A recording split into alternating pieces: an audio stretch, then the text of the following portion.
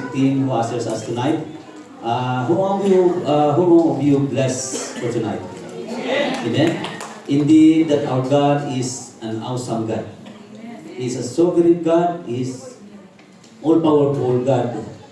That He deserves our praises, the worship that He alone. No other God, no other name that can take that glory away from Him, that His name alone. Amen? Amen. Hallelujah. Indeed, that the presence of the Lord is here in our midst for tonight. Who believe that? Amen. Amen. His presence is here in our midst. Listen, not a minute that we are forsaken, but the presence of the Lord is always there whenever the people of Him gather together and praise His holy name. And He is there. And He is so glad to see us praising Him. Amen? Amen. Hallelujah. Can we give a clap offering to our God for that? Amen? Then we thank God for the life of our song leader for tonight. May really God bless him. I really bless. Amen? And the music team, really, that God has given us in one accord, in one spirit, to praise His holy name.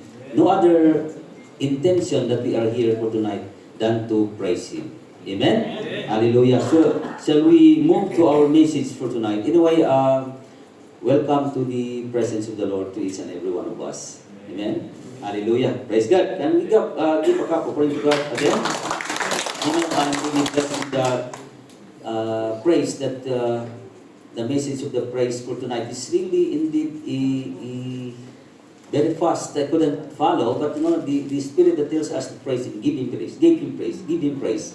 Amen? Hallelujah. Purihin po ang Panginoon.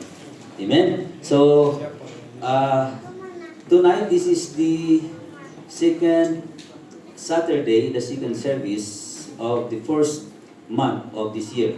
So, we are still in the first beginning of the year. Amen? Amen. So, this message is just a continuation for the word that we have heard last week, and it is being delivered to us by our sister Isa. And tonight, we are going to continue the message. Shall we turn with me? Can you turn with me to that Bible? Okay, in the book of Isaiah. Isaiah chapter 43, verse 18 to 19. Okay, this very familiar verse. Okay, so are you there? You have the Bible with you? You know, I encourage you to bring your Bible every Saturday. No excuse, because we have all the Bibles. Okay, so please bring your Bible. Don't rely on the slides. Okay, I have the slides, but you know, I want you to bring the Bible. Okay, there are verses that I didn't include on the slide, so I want you to open your Bible.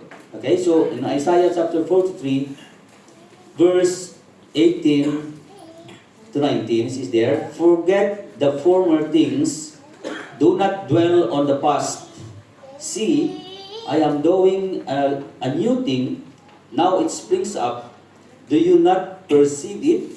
I am making a way in the wilderness and streams in the wasteland. Shall we bow our head and let's pray?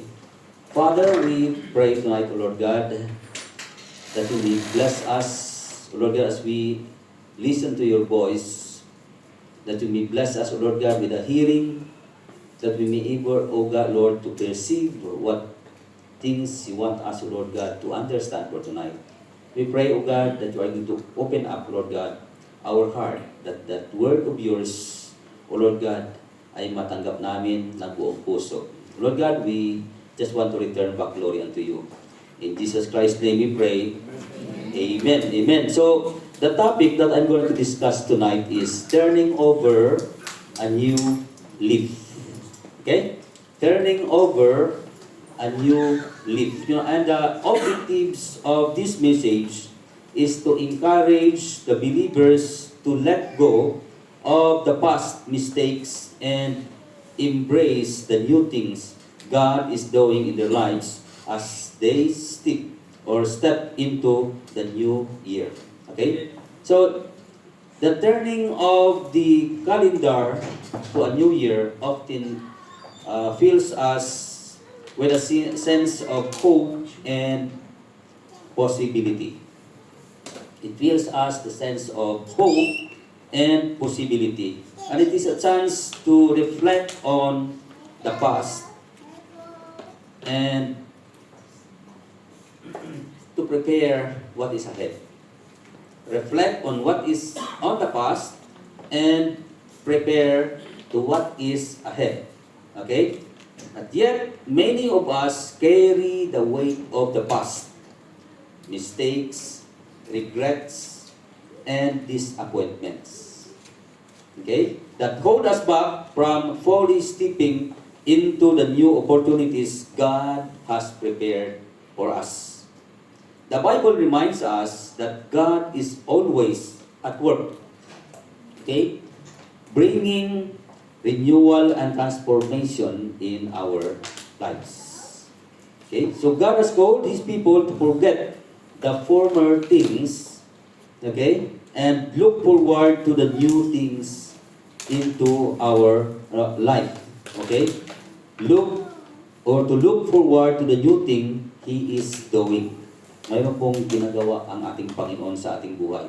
Amen? So just as the Israelites needed to trust in God's promise of deliverance, we too, okay, must trust Him to lead us into a brighter future.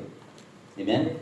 Magtiwala po tayo sa Panginoon that He gonna bring us into a brighter future. So this message challenges us to release the past and embrace God's work and walk forward in the faith, trusting His perfect plan. Okay? So, this is there, release from the past. Unang punto po natin is release from the past. Okay? The word of the Lord in Isaiah chapter 43 verse 18 says there a while ago that we read is that forget the former things. Okay? Forget the former things, do not dwell on the past. Okay? You know, in fact, it is so difficult for many of us to forget the past. Right?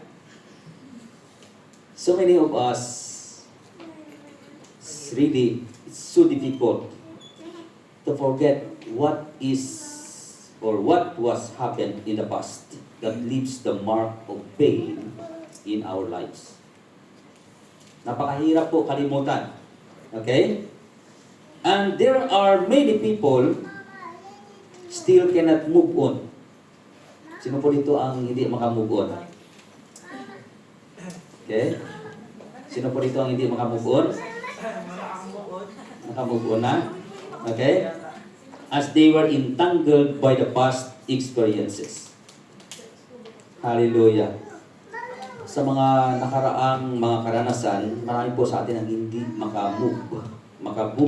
Okay? Just like entangled with the past experiences. Okay? Yung mga bagay na kung saan it hold us, okay, na hindi po tayo nakaka-move. Pastor, hindi mo kasi alam. Okay? What I've gone through. May nag-promise kasi hindi naman tinupad.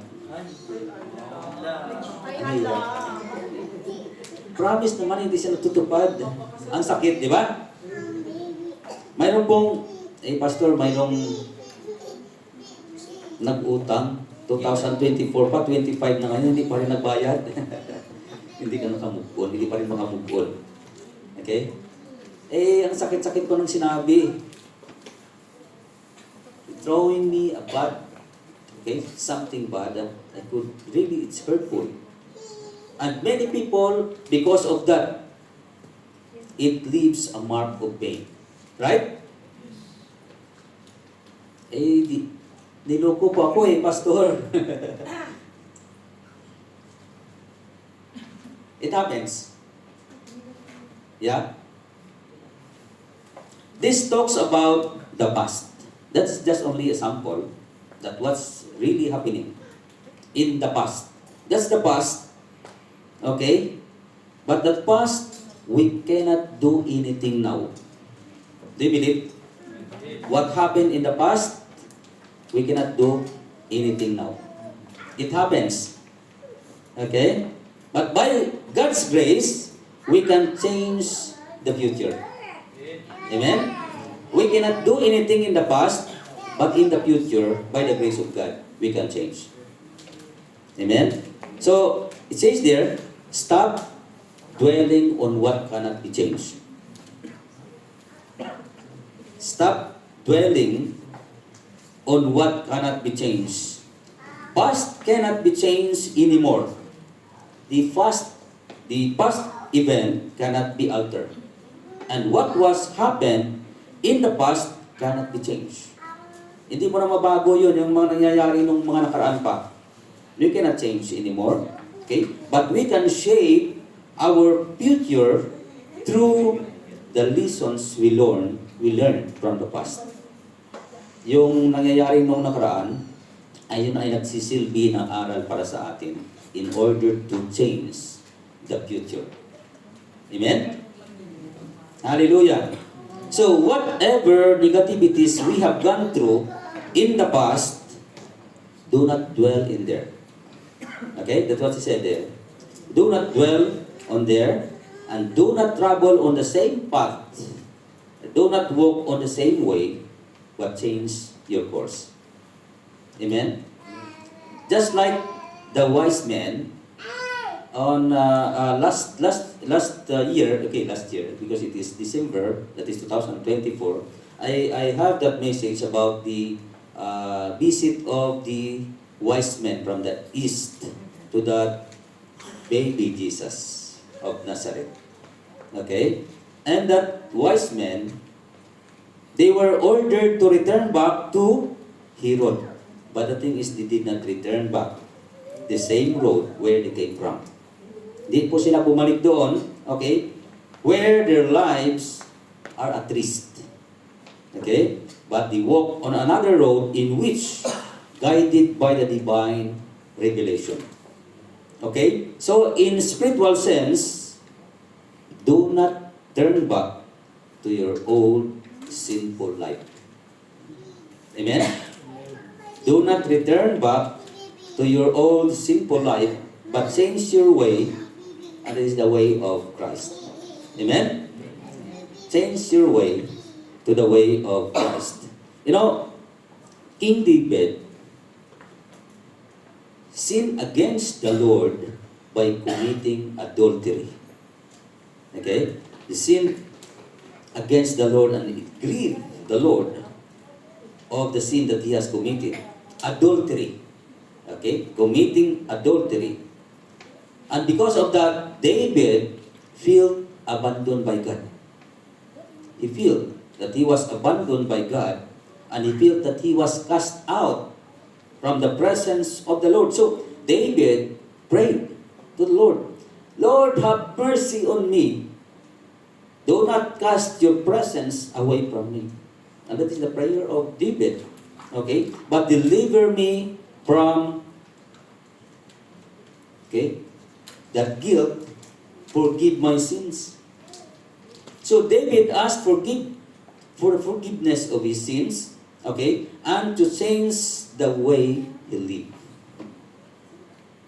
So dapat po, pagka humingi po tayo ng patawad sa Panginoon, if we ask forgiveness, it is not only just we ask for forgiveness, but God wants us to change the way how we live. Okay? Do not dwell on there. Do not remain walking on it. Amen? But God wanted us to change the way how we live. From the former simple way of life to a new transformed life. Amen? Hindi lang po yung kalendar yung nagbabago. Okay, 2024 and then 2025 ngayon. So hindi po yun eh. You change. But God wanted us to change the way how we live. Our heart. God wanted us to change and transform, okay, our life. So this is exactly what happened to us.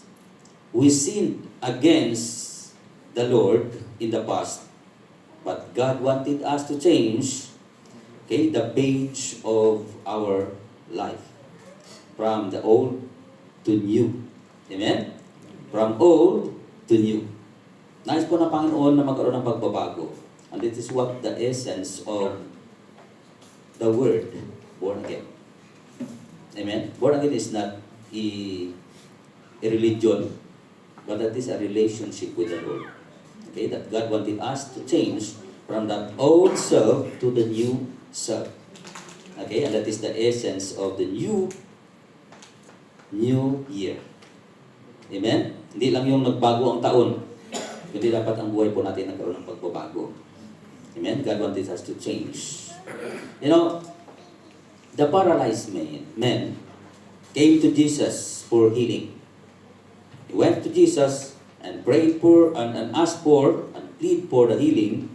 Okay? And after he was healed from being paralyzed, what Jesus said to him is there, stop sinning. Stop sinning or else worse thing will happen to you. And this is a very warning. Okay, Jesus himself said to that man. He was paralyzed. We don't know what happened in the previous life that he has. He was being paralyzed for how many years. But when Jesus saw him again in the temple, he says there, see, you are well again. Stop sinning.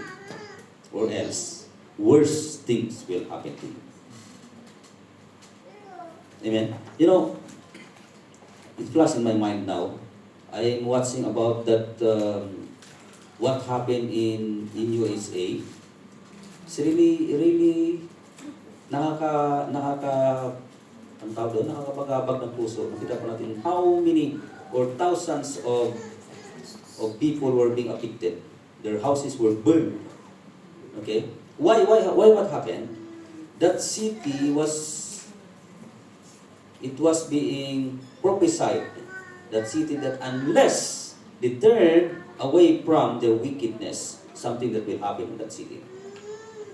What happened 2 days or 1 day before that happened? The one who hosts for that event of the Hollywood, they mock God. See? They're mocking God. They're saying that there is a rate that is given to, what's that? The crew and the staff and the crew. 11%. And then moms, how many? 3%. But for God, nothing, zero. They are mocking God. Okay? So they are laughing, saying that the town is a godless town. See? She's there. Repent, or else worse thing will happen to you. Kaya tayo ay binago na ng Panginoon, dapat magkaroon po tayo ng patuloy na paglingkod sa Panginoon.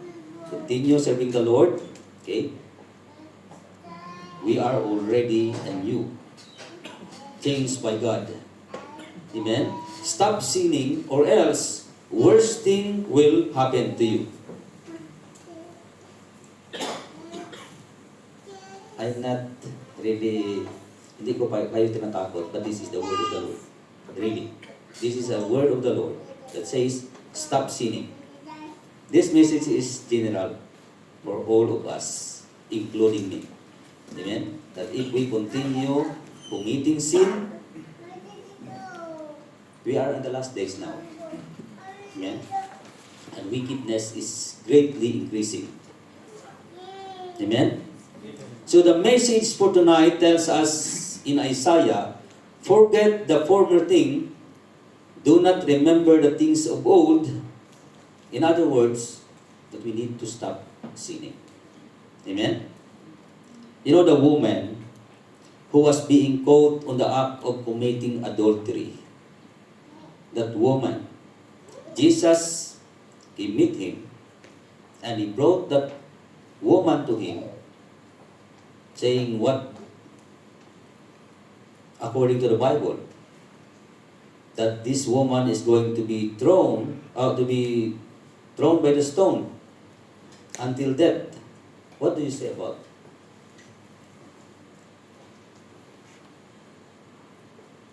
And Jesus said, "Who among of you did not commit sin, throw a stone to her? And no one throw a stone, neither me, I will not condemn you." Jesus said. But there is a warning that says, "Go and sin no more." Amen? Yes, Jesus is really a gracious. Mahabagin po siya, mapagmahal. Ang ating Panginoon, the book of Psalm says that God is gracious, compassionate, and loving God. Yes, really. But God is also a just God. And He will not allow sinners to go unpunished. Mayroon pong kaparusahan. Kaya nga po sabi na dito sa woman, "Okay, I will not condemn you, but go and sin no more." Amen? You know, holding on to past failures or regrets can paralyze us emotionally and spiritually. Pagkapatuloy po tayo doon sa old natin na gawain, okay? Paralyze our spiritual growth. God called us to leave behind the old and focus on the new. That's what He says there. Okay? Alam mo, pagka sobra ng luma yung damit po natin, ano po ginagawa po natin?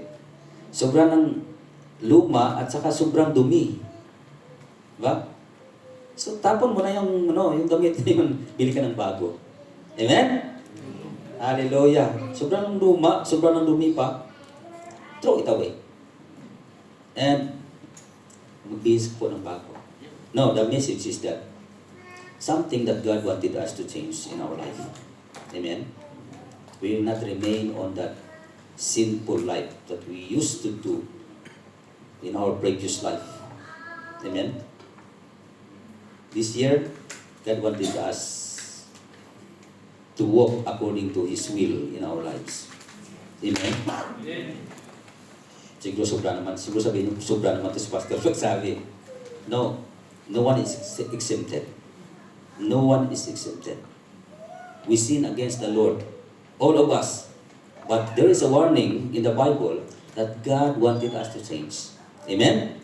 And dapat po tayo magpasalamat kasi mayroong nagwa-warning sa atin. If not, then you'll be in trouble. You will be like a most pitiful man or most pitiful among men pagdating na ng Panginoon.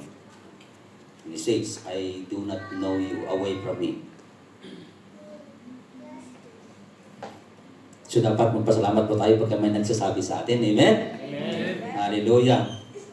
You know, Apostle Paul also echoed to tell us to forget those things which are behind and press on towards what is ahead.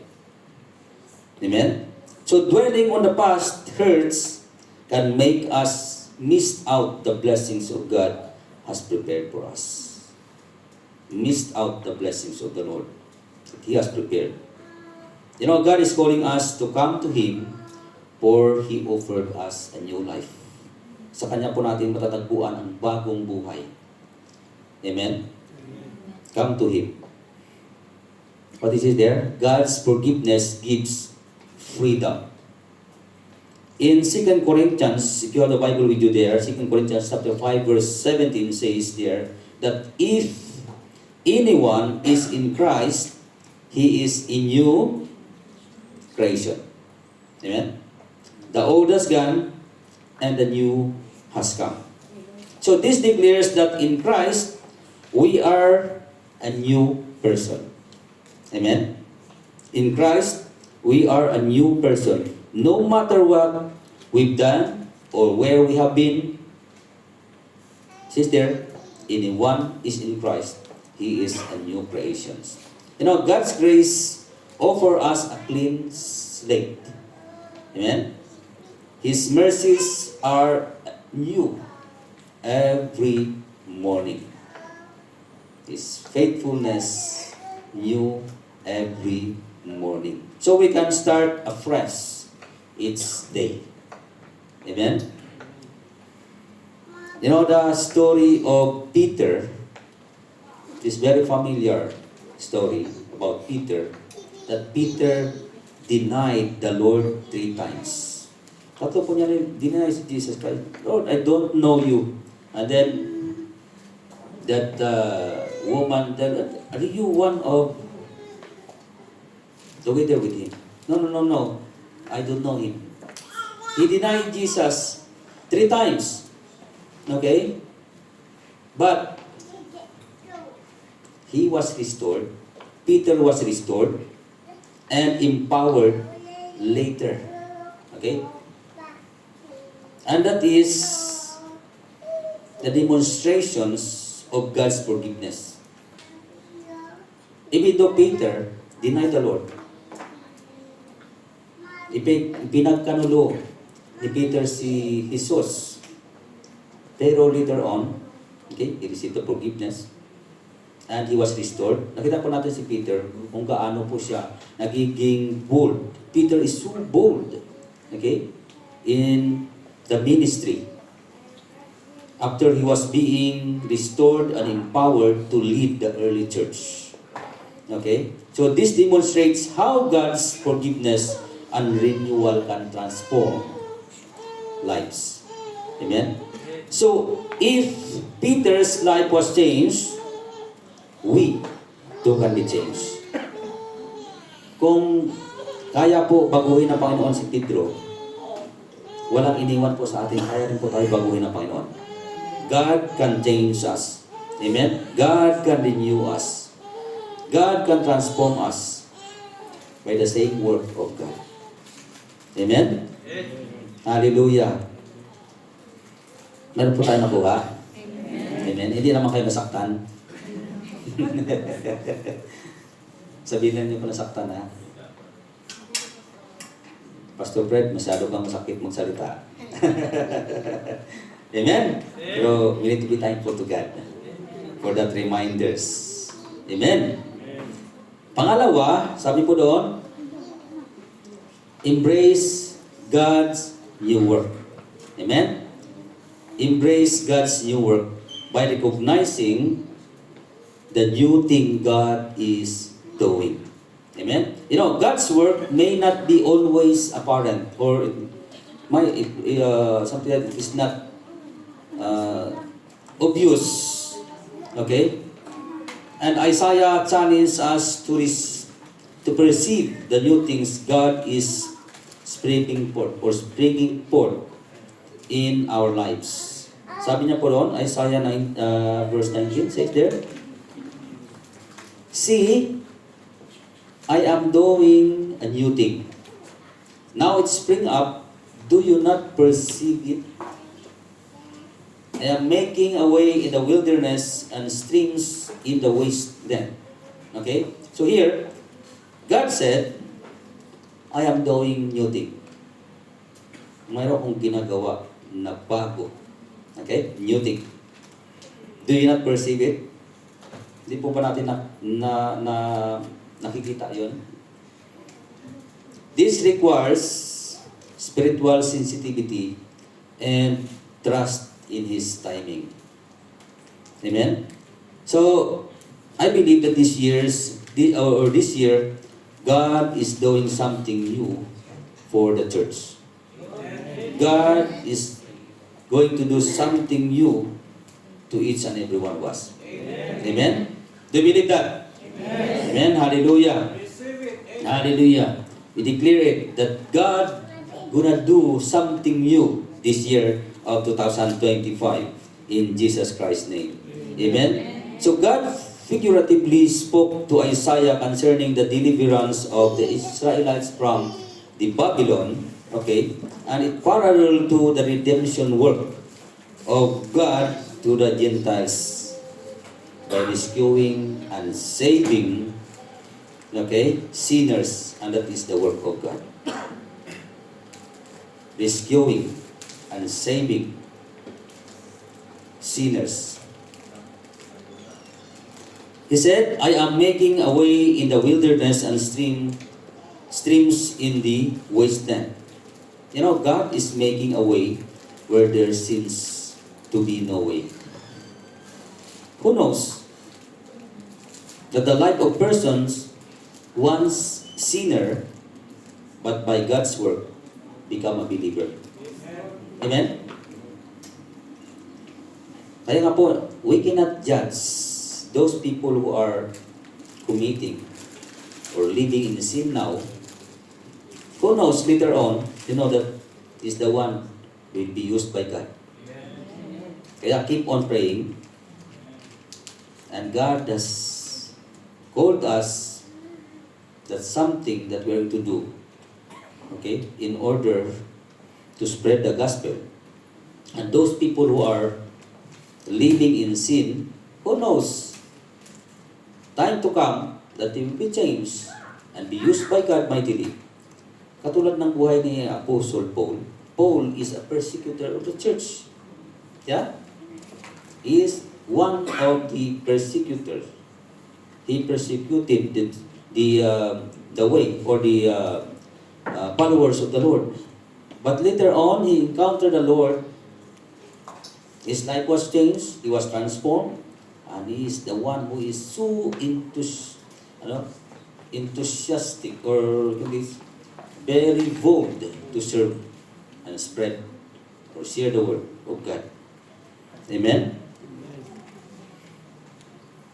So God said, I will open the way, okay, not merely on the Red Sea, but in the wilderness of the whole world.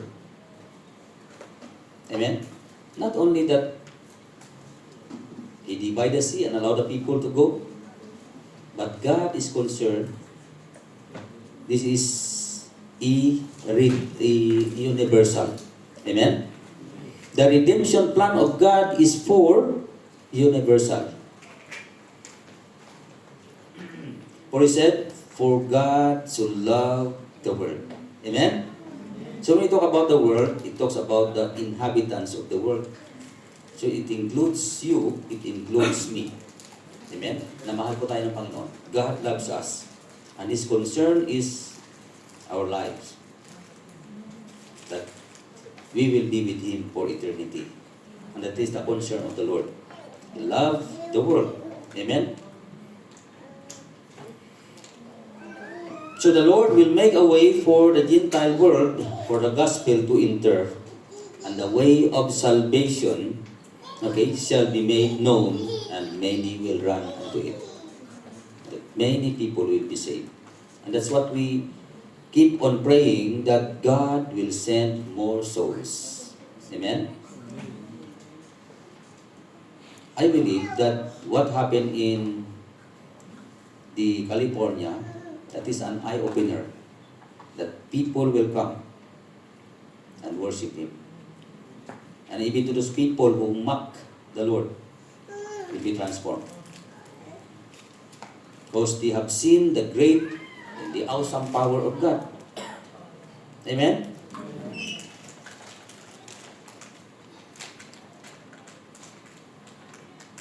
Pagka wala pong mga kalamidad na mga nagaganap, ang tao panatag lang po.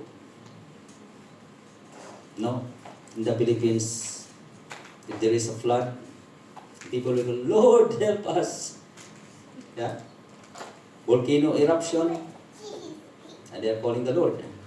Pandemic, people calling the Lord. Okay? So that's the only an instrument that God used to open our eyes. Amen? We are now in the last days. Remember that. Hallelujah. Now, another one is recognizing new thing that God is doing. So this requires spending time in prayer and scripture, okay, to discern God's direction. New Year, the start of the year, okay, we want the direction of the Lord in our lives. You know, God's word direct us to the real change. It is the word of the Lord that can help us change. Amen? You know, actually we cannot change our lives. But by His Word, is a very powerful. What is it there? The Word of the Lord is active, alive and active, sharper than any double-edged sword that can penetrate between the dividing souls and spirit, between the dividing marrows and bones.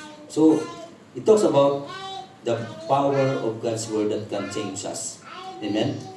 Kaya po baguhin ng Panginoon. So, what requires for us, we need to spend time reading our, kaya ano po sinabi ko kanina, that we need to bring our Bible. Amen? Bring our Bible, okay, during when we are coming to the church. Or in your house, read. Amen? We need to read our Bible. So, God's Word direct us to the real change. You know, New Year's resolution is not actually an answer for our real change. Lagi na lang tayo gagawa ng ating New Year's resolution. Next year uli, gawa ko naman uli ng another New Year's resolutions, but still the same. Hindi nagbago. Something like grass, no? You cut it off, and then grows again, sprout again. Another year, cut it, and then it sprout again. Nothing changed. You know, the only that can change our life is when you surrender our lives to the Lord. Okay? And His Word help us grow and change. Amen? So, New Year's resolutions most of the times fails. But God's Word can bring us the real change of life. Salita po ng Panginoon. Amen? So, create a space in your life for God's plan by letting go of distractions or old habits and habits that hinders your growth. Okay? You know, the Israelites in the wilderness, they were struggled, okay, to trust God as they journeyed to the promised land. But yet God was doing something new by providing manna for food and guiding them daily. Okay? This demonstrates His faithfulness. Tapat po ang Panginoon. So since our God is faithful, God wants us to be faithful in serving Him. Amen? You might be struggling right now in your spiritual life, but you know, God is gracious. Amen? His promise is sure and true, and He will never leave you nor forsake you. Hindi ko po pabayaan ng Panginoon.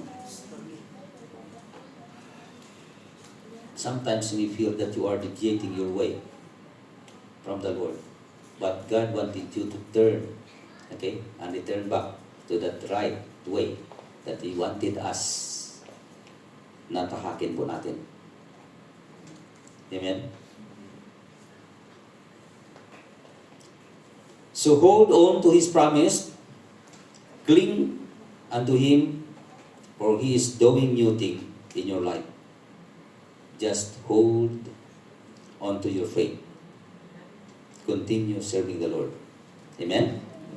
Hallelujah. May nakuha po tayo dito sa pangalawa. Yes. And then, the next one is walk in faith.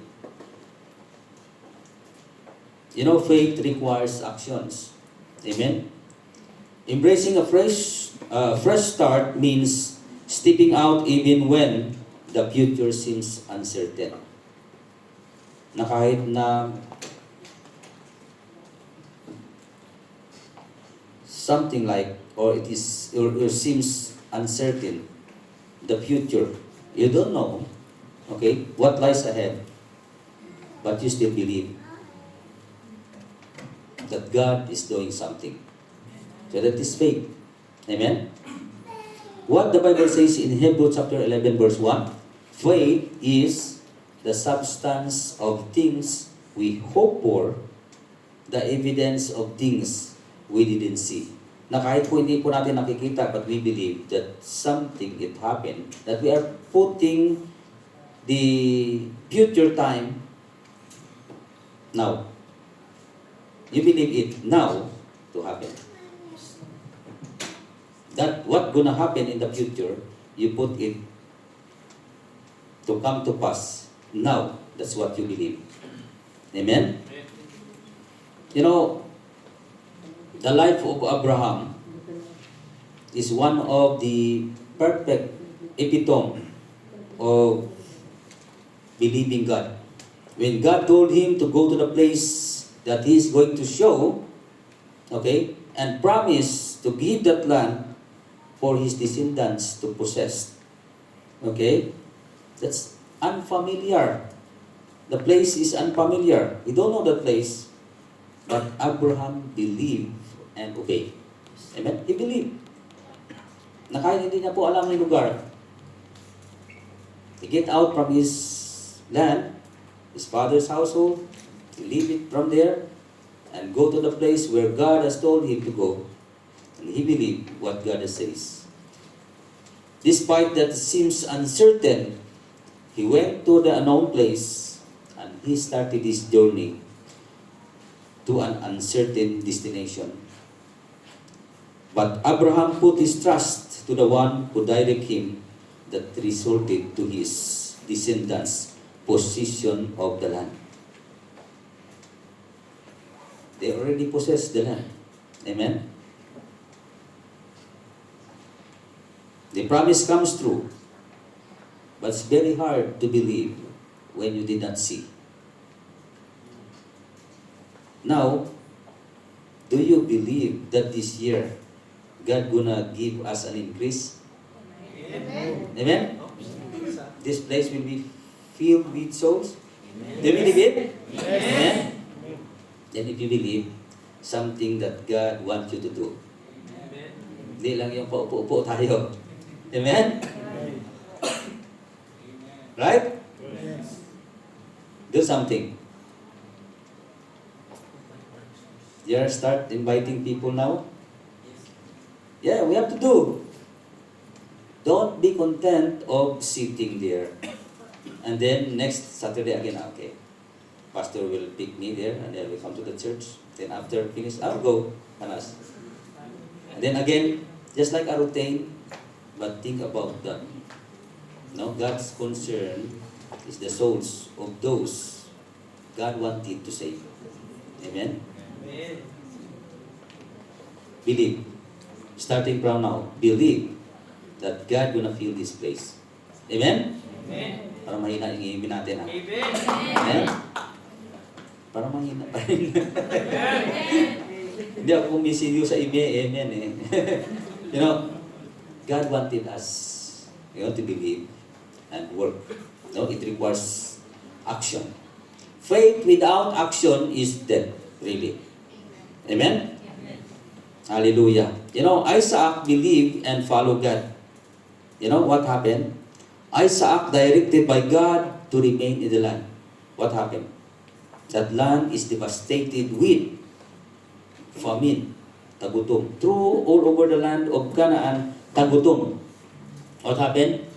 Isaac wanted to go to Egypt to alleviate, during the famine.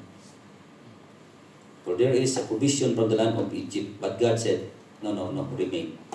Remain in this place, for I will bless you, for I provide for you. So what happened? Isaac believed. He believed and followed God's instruction, and he experienced the miraculous provision in the midst of severe famine. Sipin mo, tagutom, lahat ng nasa paligid, they were, experience starvation, and they need food. But in the house of Isaac, there's provision of the Lord. They get the harvest. Okay?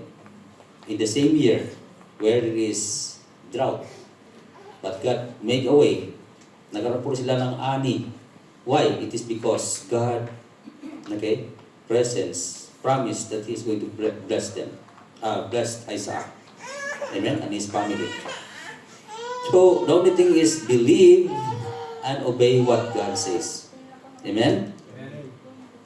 So God wanted us to put our faith and trust to what He is going to do in this year 2025.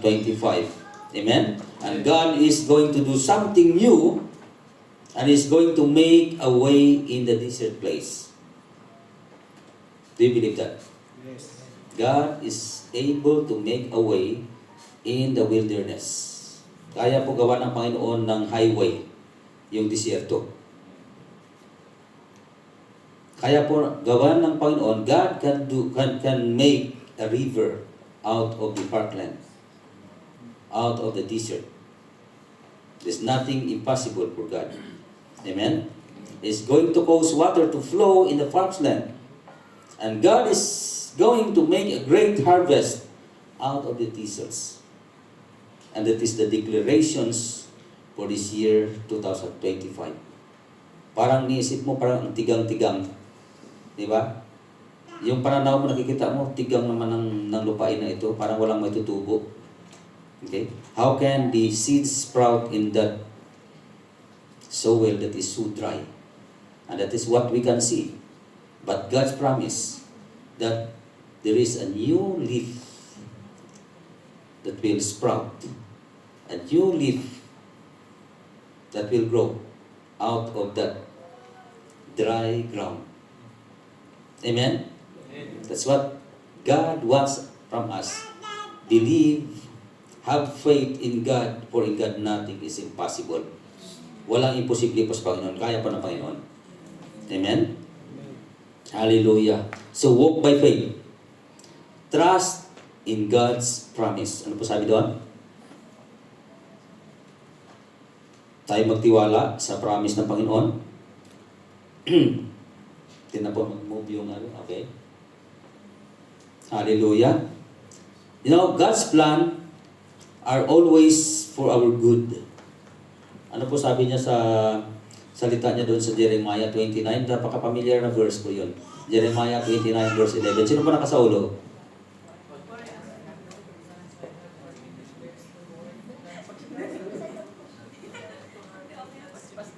Amen. Hallelujah. Akala ko nag-google pa kayo, Google. Mas mabilis kasi sa Google, ano? For I know the plans I had for you, declares the Lord. Plans to prosper you and not to harm you. Plans to give you hope and a future. Amen? So, napakaganda po ng plan ng Panginoon. God says, for I know the plans I had for you. Trusting Him allow us to move forward. Amen? With confidence, knowing that He is with us in every step of the way. Amen? Remember the Israelites crossing the Red Sea. When they were there at the dead end. Para bang naisip ko, para yung pumunta kami sa Dadna, when we went there, and I know that this is a road, a good road, passing that way. But when we reach on the other side, it is the dead end. Wala na pala doon. And they are laughing at me, oh, this is not the way. So return back. No, that's what happened to the Israelites. When they were fleeing from the Egyptian army, okay, during the exile or exodus, and they reached to the place where it is a dead end, and that is the Red Sea. The armies, the great or the vast armies, are pursuing them. Okay? And no way. But no, God made a way. God divided the sea and allowed them to pass through the dry ground. Okay? So, walang imposible po sa Panginoon. God is able to do things where there seems to be no way. God can make a way. Amen? Hallelujah. So, proving that trusting Him leads to miraculous breakthrough. Sa sitwasyon po natin ngayon, something that there is no way. Pastor, parang wala ng pag-asa. Yan po nasa isip natin eh. There's no hope. There is no future. And that is what we think. But God wanted us to change that way of thinking. Okay? That's what I said. This year will be the year of, or the sense of possibility and hope. Amen? And let us declare, because whatever we believe and the confession of our mouth will come to pass according to what we believe. according to the will of the Lord in our lives. Amen? So, ano po tayo nakuha? Amen? So, as we move to our conclusion, okay, napaka-exciting portion of our message is conclusion. Salamat naman at conclusion na. Napakatagal naman ni Pastor. Amen?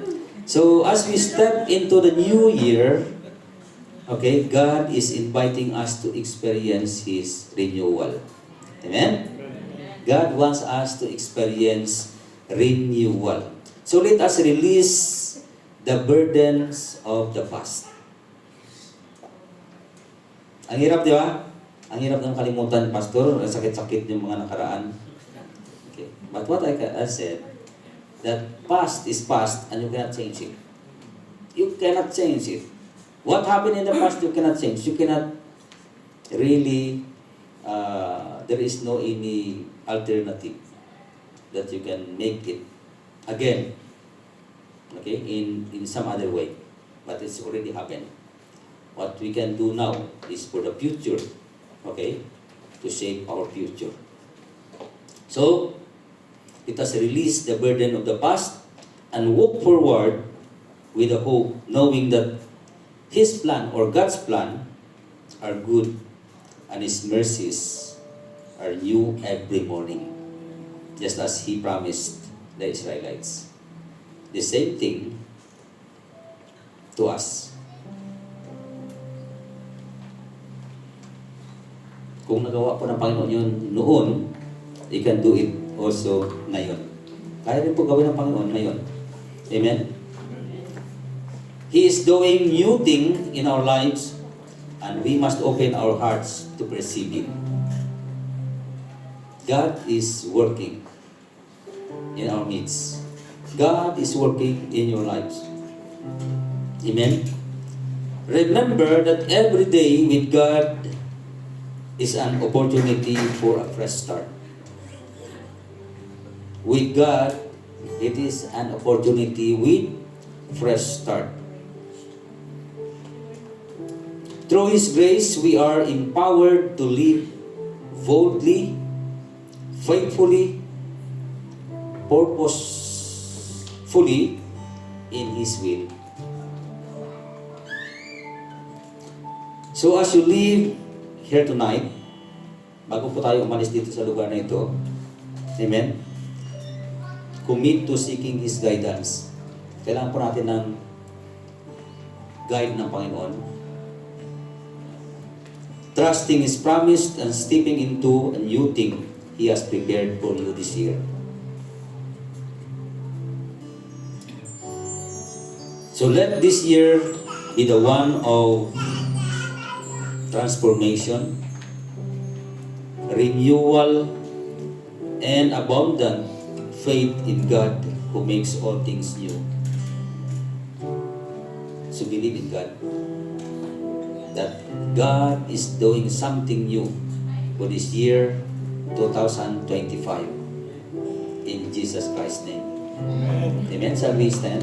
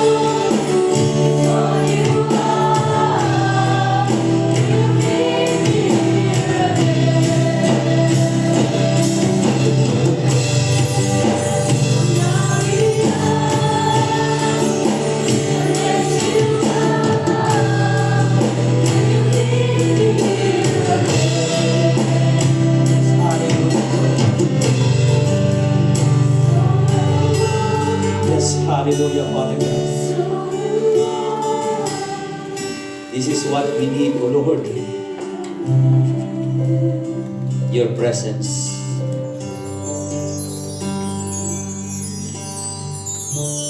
Lord,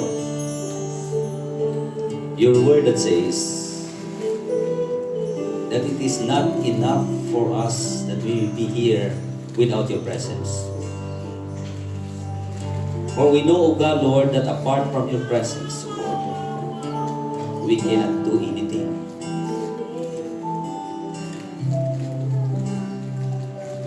That is one thing, O Lord God, that we ask of you. That we may be with you and your presence abide in us, Lord. That gives us the guides, the way that you want us to live, O Lord. That you want us in our lives. Come on, church. I want you to talk to the Lord right now.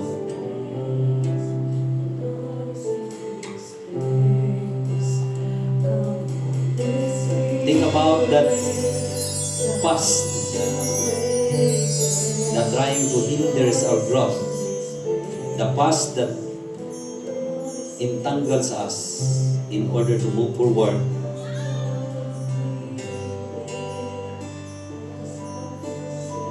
The word of the Lord that tells us in the book of Isaiah that says that we have to forget the former things. Church, anything in the past that trying to hold you in order for you to move forward. The word of the Lord that tells us tonight, forget those, what is behind, and hold on to what is ahead. And we need the presence of the Lord to help us. Just like the Israelites, that He doesn't want to move from one place to another unless the presence of the Lord is with them. And the same true tonight. We need the presence of the Lord to lead us as we move on to this year, is 2025. That the wisdom of the Lord be upon us. The leading of the Lord and His presence Himself will guide us the way all through.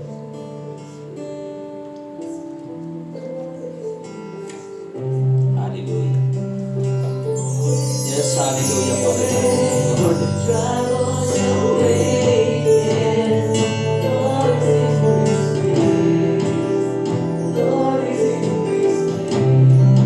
Yes, thank you.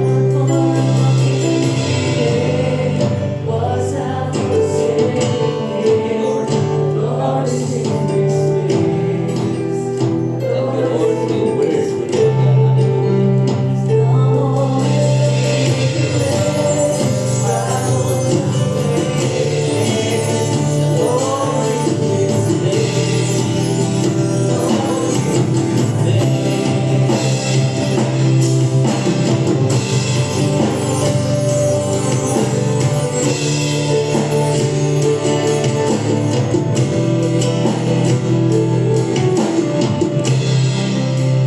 Church, I want you right now to ponder the things of the past.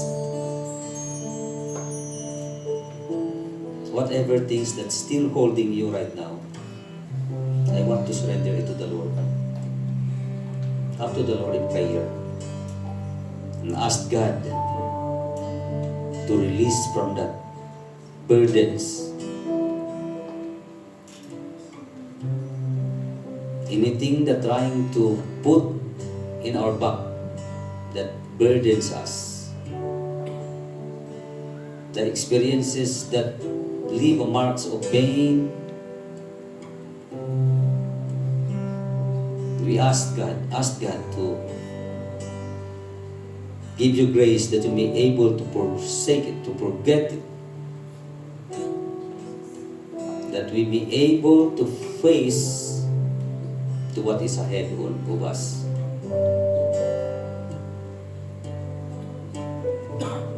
Ask God right now to forgive anything that we have done in the past. Things that you remember or not, small or great, whatever it is, ask God to cleanse you, to forgive you. Ask God to remember it no more and release the forgiveness even to those whom you hurt to and the people who hurt you. Ask God right now to clear your heart and your mind, that we may be able to face the new thing that God is going to do to us. Yes, hallelujah. Yes, hallelujah. Talk to God right now. Brethren, church, talk to the church right now. Yes, hallelujah. Yes, hallelujah. Yes, hallelujah. Yes, Lord, hallelujah. Lord, we surrender to you. We surrender to you, Lord God, our lives, Lord God. We surrender to you, Lord God, our past, Lord God. Whatever things, Lord God, in the past that hinders us, whatever things in the past that hurts us, whatever the things in the past that the enemy is trying to bring into our remembrance, Lord God, so that we will not be able to move forward, Lord Almighty, we'll leave it behind. O Lord God Almighty, Lord, we ask your Spirit, we ask your presence, O Lord God, to lead us all the way, that we may be able to walk according to your grace and your will in our lives. In Jesus Christ's name. Lord God, we entrust unto you. We ask, Lord God, your guidance. We ask, Lord God, your leading, Lord God, with the power of your Holy Spirit, Lord God, who can transform us, who can change us. The real change that we want, Lord God. The real change that we ask, Lord God. And it is you, O Lord God, who can change us. It is the power of your words, O Lord God, that can change us. Lord God, tonight, we submit ourselves unto you. We commit to you, Lord God, our plans for this year, 2025 and onward. It is you who will lead us. It is you who will guide us. It is you who will drive us in the name of Jesus. It is not us anymore, but it is you, Lord God. You are the ruler of our lives. You are the author of our lives. You are our instructor. You are our mentor. You are our God who is our director. We commit unto you, Lord, in Christ Jesus' name. We thank you, Father God, for all the things that you are going to do, the things that you have done. You are so good, you are so faithful. Glory that you deserve, honor and praises, O Lord God, that we are going to return back to you, O Lord God. No other name. In the name of Jesus, hallelujah. You deserve the praise. You deserve the glory. You deserve the honor. Oh, hallelujah. Blessed be your name. Great and mighty is the Lord our God, and most worthy of all praise. Hallelujah. Blessed be your name. In Jesus Christ's name we pray. Amen. Amen. All the people of God says, Amen.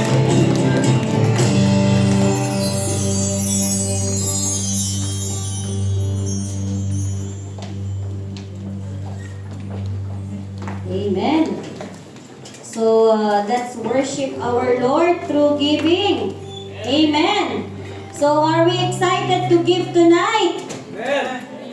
For the glory of God? Amen. Amen. Parang mahina. It seems like our voices are now getting lower and lower. How's our giving? Is it going